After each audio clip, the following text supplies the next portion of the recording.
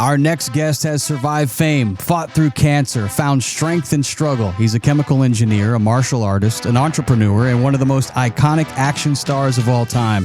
Drago, Gunner, The Punisher, He-Man, and about 100 other roles where usually something gets blown up. One of history's greatest machines. Let's welcome in Dolph Lundgren. What is up, Dolph? You're looking good, my brother. Thanks, Gentry. Thanks, man. Nice speaking to you. Keeping that machine running. I'm curious. You have this new show called History's Greatest Machines. It premieres June 1st on History Channel, all about machines that changed the world. You were one of these machines that on the silver screen, you definitely changed the world with Drago and the way that you took care of your machine. I've heard you say circuit training, immunotherapy. How have you kept that machine running so well all these years? Yeah, good question. It hasn't been easy. I was lucky to start with sports when I was young, so I kind of had some of that, as I say, muscle memory, and I had, I think, pretty good genetics. But, you know, doing full contact karate fighting, then doing stunts back in the 80s and 90s, where you had to do the stunts yourself. And if you wanted to have a six-pack, you had to take your shirt off. You had to have it. You couldn't just paint it on afterwards. Those were that's when I got into the business. And I sort of worked myself very hard, did about 100 action movies. And I had a big fight with kidney cancer, started in 2015. And I was, NED, they call no evidence of disease, about 3 years ago. So all of those battles obviously had an impact. So through all that, I've had to sort of stay in shape. And I just, you just got to put one foot in front of the other and work out and try to stay healthy and eat well and get enough sleep no matter what happens. So no matter what, just keep pushing. Even though there is a machine, there's also got to be some human ambition. So the new show is about these machines that revolutionized the world.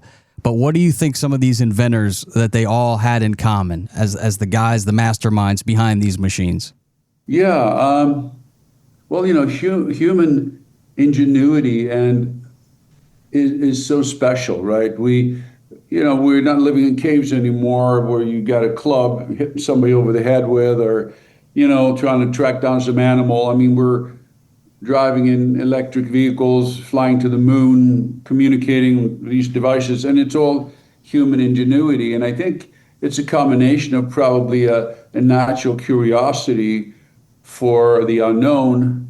And like I think Einstein said, there's nothing more fascinating to a human than mystery, than the unknown, right? So it's a fascination with that combined with probably personal ambition of, if I can make a better engine, then my company is going to do better, and I will do better, and my family will do better, and I'll be celebrated. So I think it's a combination of those two that sort of slowly got us out of the medieval times and then the Renaissance, and then starting in the 1800s, that's when it started going really fast. I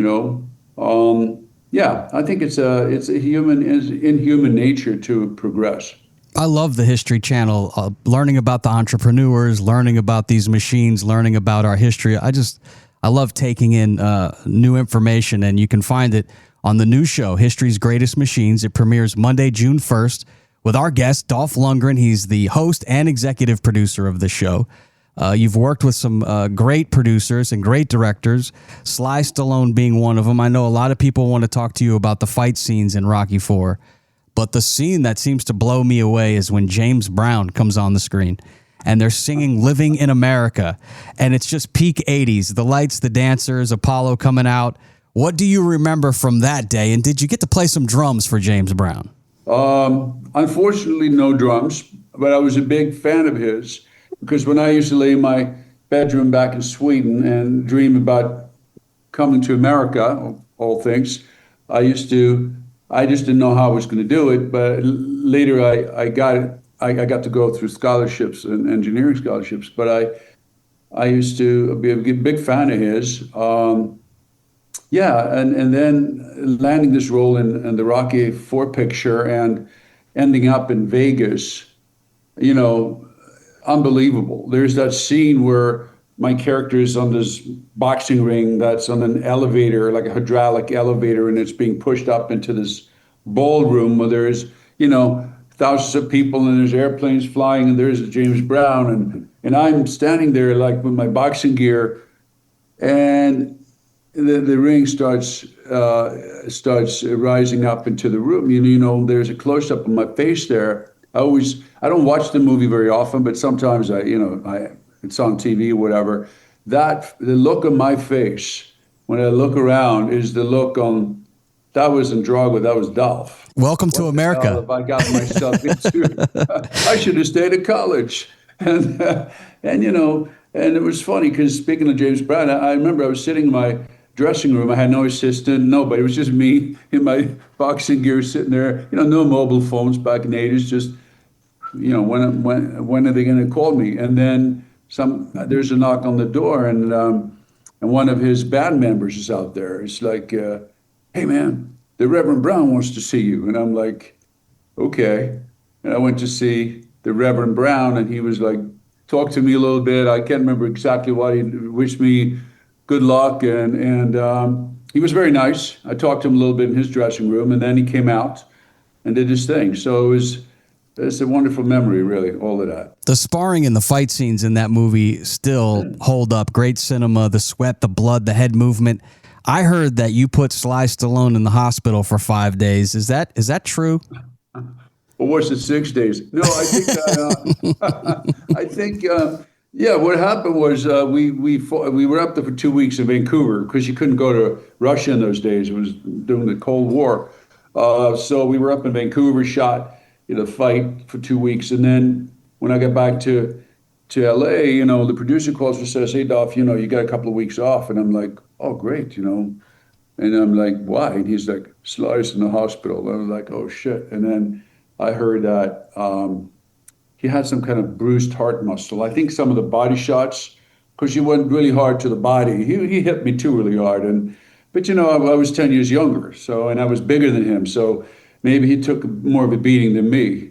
And I think I read later that there was his heart had swollen up, and they had to fly him at low altitude on the special flight so that it wouldn't get worse. And they flew him down to Santa Monica, and he was in the hospital. But he was still only 37 years old. He recovered, and then we ended up shooting the rest of the fight here at MGM Studios.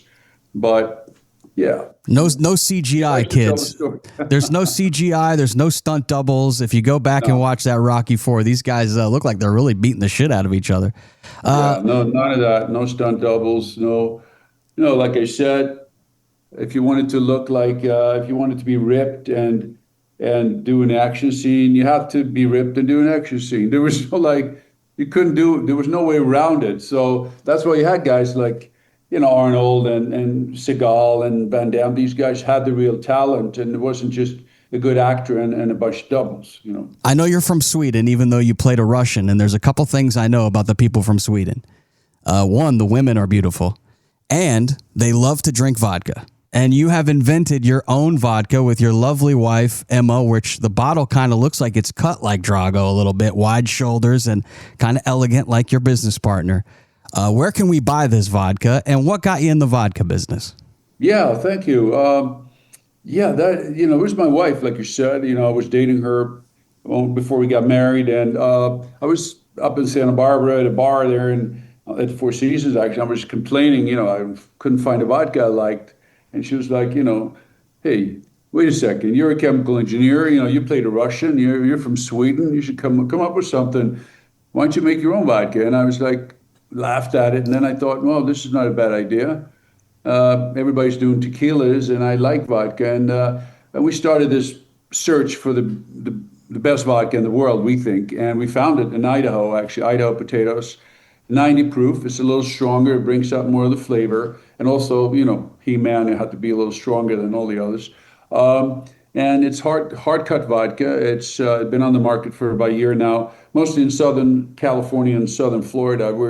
I'm running the company. It's a small company, so we're starting to expand slowly. And it's, you can buy it. We're only in those states, so you can buy it at Bevmo or Total Wine or independent liquor stores. And then we're in like Beverly Wilshire Hotel and Cipriani and Tao and places like that down here in LA. And you can find out more if you go to hardcutvodka.com. I know the famous line, Dolph, is if he does, he does. But when I look at you right now, the line should be, if he lives, he lives. Because you've really been living, my man, beating cancer.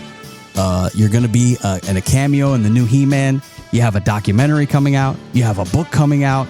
I mean, you're living, brother. If he lives, he lives. One of the history's greatest machines joining us here on the show. Dolph, I wish we had a half hour to talk about a million different things, but we're short on time today. So thank you so much for coming on the show. And keep living, my brother. You're looking good. Thanks, my friend. Thank you. Very nice of you. Thanks. Peace out, bro.